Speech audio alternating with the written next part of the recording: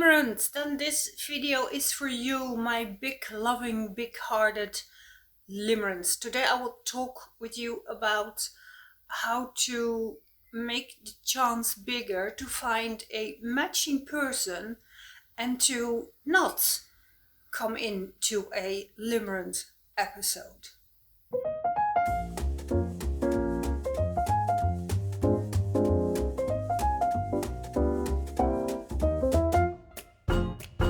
Okay, what tends to happen with us limerents? And with us limerents, I mean, it's easier to say you are a limerent.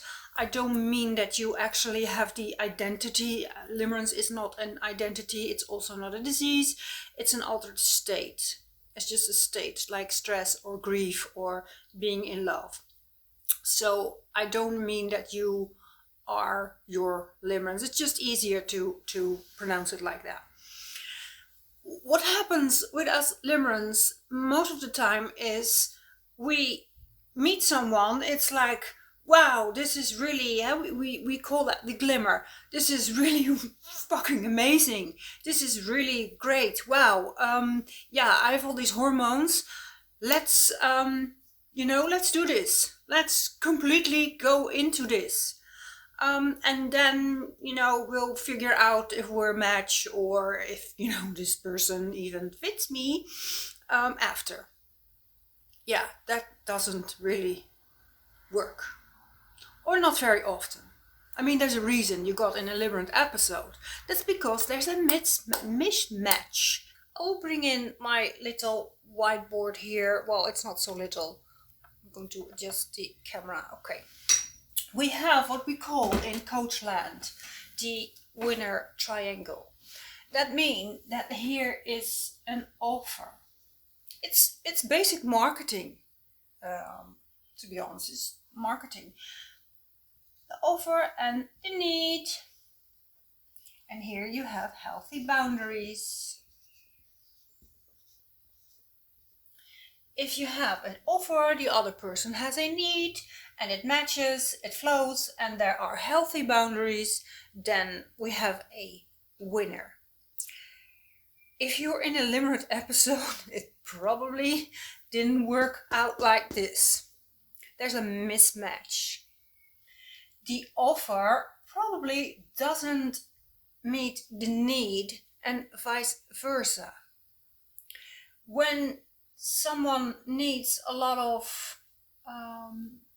closeness and the other person cannot give them because they're like avoidant attached or they live in Australia, you have a problem here.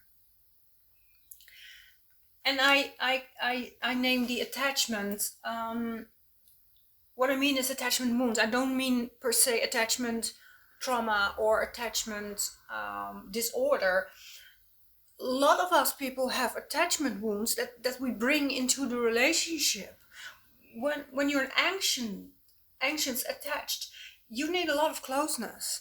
If you're an avoidant attached, you need a lot of space. If the other person cannot offer you that, you have a problem.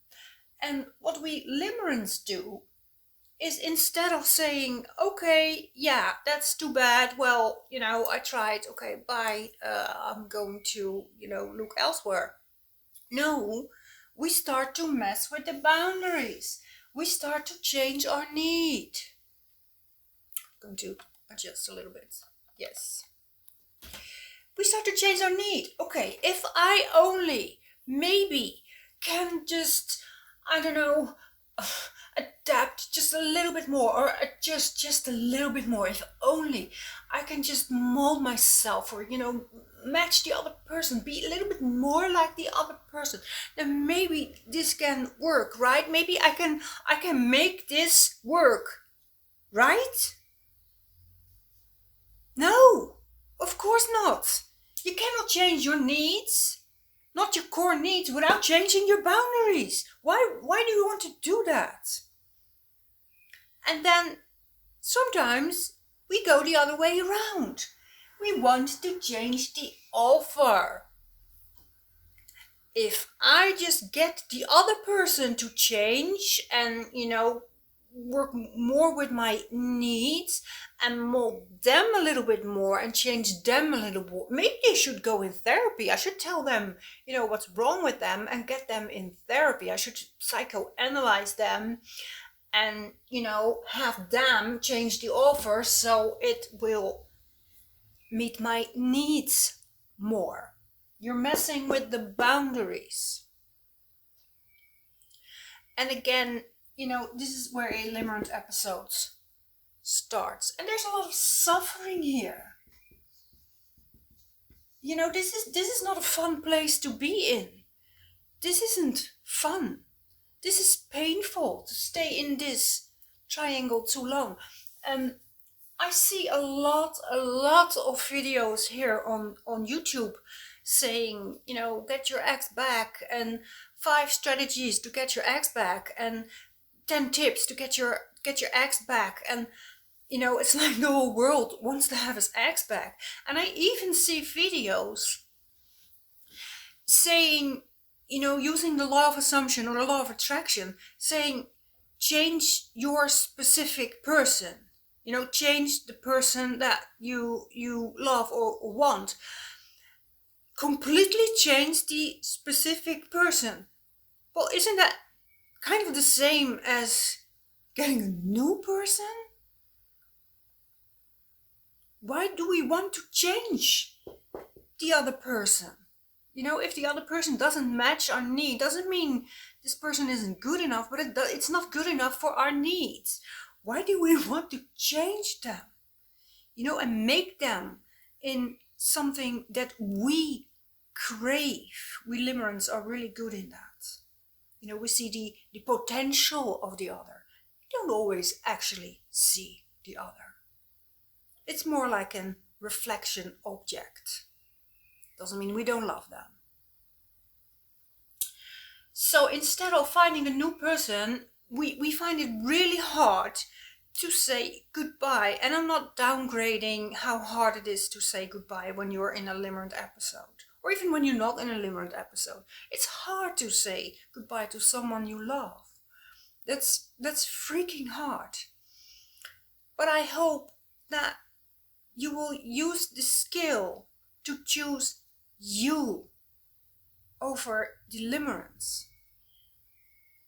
And I did a rant a few weeks ago, stating over and over, I choose me over the limerence. I choose me over the addiction. I choose me over the pain. I choose me over the tears. I choose me over the attachment wounds.